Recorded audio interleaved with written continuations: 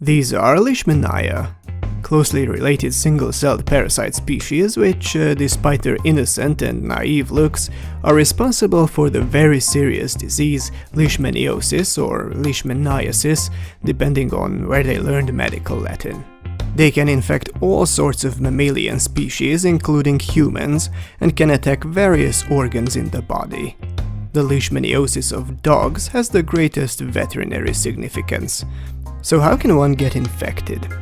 Leishmania needs the help of blood-sucking arthropods, namely the females of sandflies, to spread. I said female. That's better. So, why females? Because they're the ones that suck blood. And when they do that on an infected host, they ingest the parasite and at the next bite inoculate it into a new one. Sandflies have an exclusive contract to spread Leishmania, so infection only occurs where sandflies live. And let me tell you, sandflies hate the freaking cold. This is why Leishmania, along with the sandflies, is mostly prevalent in tropical and subtropical regions of the world. At least so far. Due to climate change, the habitats of sandflies are ever growing, so it's just a question of time for Leishmania to bust in through the front gate into areas currently untouched by the parasite. Inside the sandfly, Leishmania is present in what is called a promastigote form, wielding a flagellum and blocking the fly's sucking apparatus together with a bunch of its friends.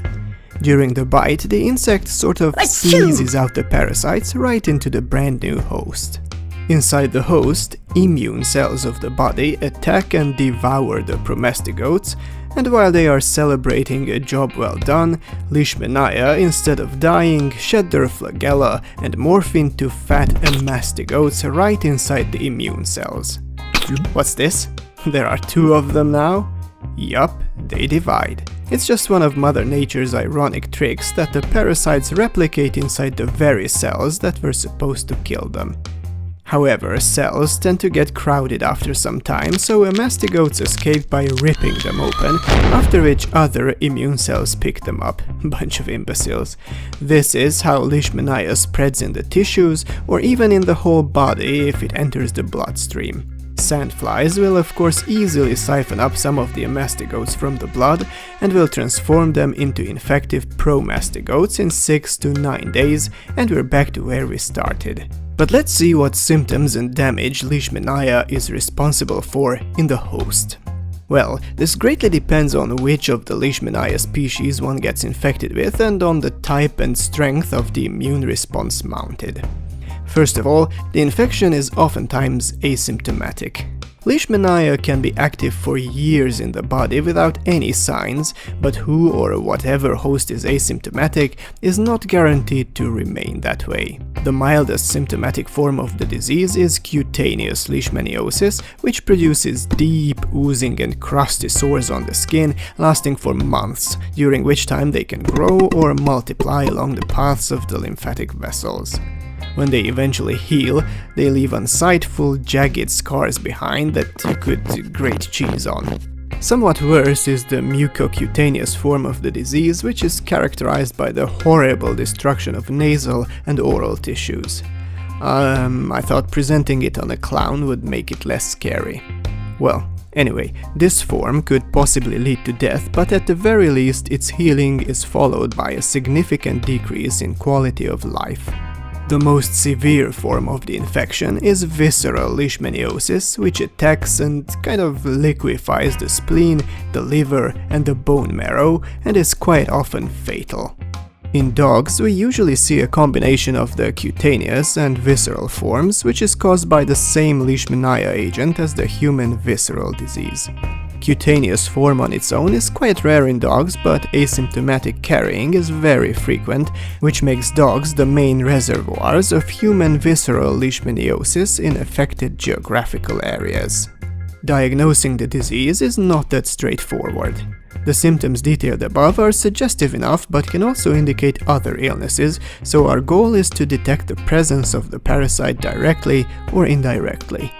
Mastigotes are often visible through the microscope in tissue samples taken from the sores or from the bone marrow.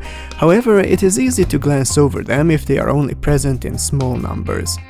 It's much more reliable to look for the genetic material of Leishmania with a special method called PCR, as this also works with only a couple of parasites loitering about. Detecting antibodies produced by the host's immune system against the germ is also an option, but unfortunately plenty of times no antibodies can be detected despite an active infection. A negative result, therefore, is not to be trusted. After all the above, I'm sure most people have a strong itch to nuke the bastards! Bad news, everyone. There are no substances that reliably destroy Leishmania in the body. The disease can be treated to ease the symptoms, even to kill some of the parasites, but complete eradication is up to the host's immune system. Sometimes it succeeds, other times it doesn't. So we're better off preventing the infection wherever, whenever and however we can. First, are there any vaccines against the disease? None for people, sorry. There are a few products for dogs, but their efficiency is really far from impressing anybody's hypochondriac grandma just yet. Second, protect yourself against sandflies. It helps if you move to the North Pole or to the Moon, but in case you find yourselves where sandflies live and thrive, use mosquito repellents, long sleeves or insect screens. Pretty closely woven ones though, because the little bastards fit right through the conventional hole size. It's best if you can't even see through it, there's nothing worth looking at on the other side anyway. You can expect sandflies to attack after sundown or at night. Oh, and you don't need to be near a body of water to encounter them, as the larvae of sandflies, as opposed to those of mosquitoes, don't develop in water but in decomposing organic matter. And third, protect your dog too against sandflies. This is not only Doodly-Boo's best interest, considering any asymptomatically infected dog will act as an invisible source of human leishmaniosis for years to come. The best way to protect dogs is with veterinary sandfly/mosquito repellents, which come in the forms of medicated collars or spot-ons, the former giving several months of continuous protection and the latter usually lasting for weeks. Both provide a protective layer on the skin, the touching of which sandflies consider to be way below their moral character. You can acquire these products from your local veterinarian.